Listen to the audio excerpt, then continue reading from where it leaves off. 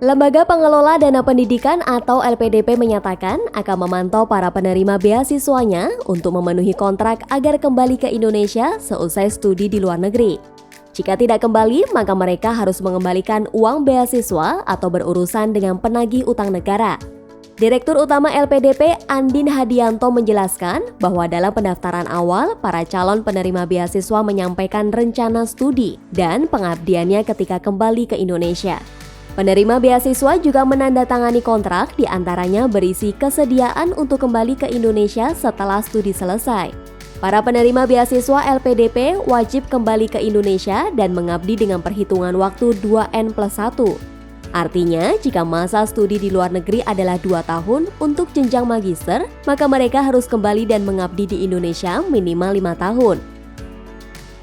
Kalau toh mereka sudah lulus dan belum kembali dalam waktu 90 hari, kami kasih peringatan pertama. Kemudian 30 hari berikutnya baru kami kasih sanksi. Nah, itu selalu kami lakukan, kata Direktur Utama LPDP Andin Hadianto dalam rapat Panitia Kerja Badan Anggaran DPR Senin 12 September. Selama ini dari 15.000 penerima beasiswa LPDP, sebagian besar telah kembali ke Indonesia.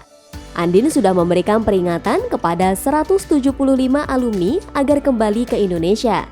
Sebagian telah kembali dan masih ada 135 awardee yang masih berada di luar negeri.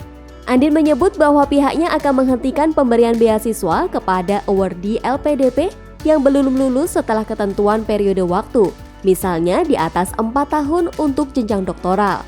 Hal tersebut menjadi langkah agar penerima beasiswa berkomitmen terhadap penggunaan uang negara.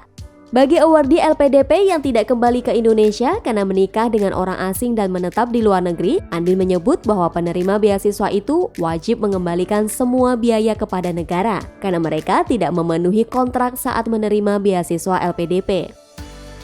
Kalau nanti tidak mengembalikan, kalau ada masanya tertentu, nanti kami serahkan ke Dirjen Kekayaan Negara Kemenq sebagai panitia piutang dan lelang.